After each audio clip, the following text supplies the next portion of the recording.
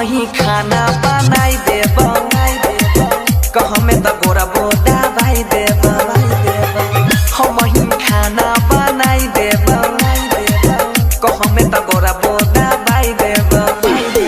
हमरा गई गोरी दुल्हा बना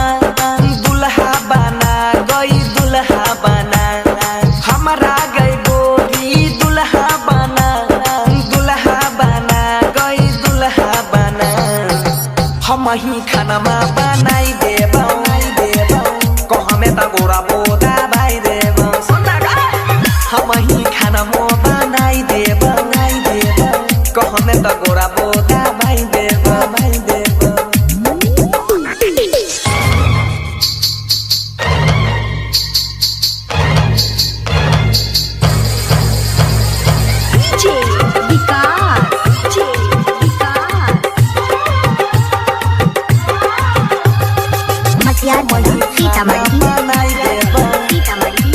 कहमे त गोरा बोदा भाई देब कहमे त गोरा बोदा भाई देब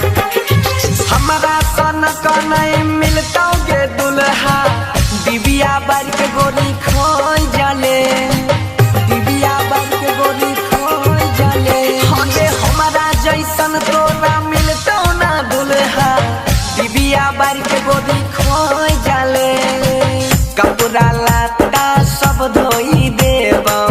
रतिया में गई से जो सजैब आबे ना हमारो जियारा जुरा गई जियारा जुरा हम ही खाना बनाई देब कहमे त गोरा बोदा भाई देब रोज रोज खाना बनाई देब सुतला में गोरा बोदा भाई देब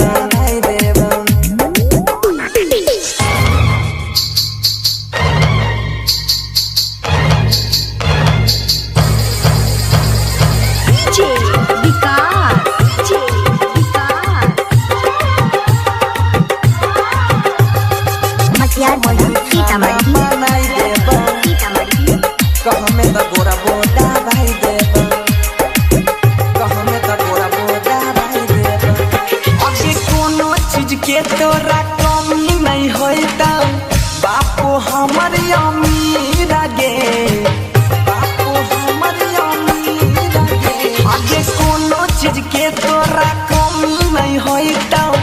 बापू छै हमर अमीर गे कहे छो बनसी सुन के गोरी अजब गजब के लागै छौ जोरी।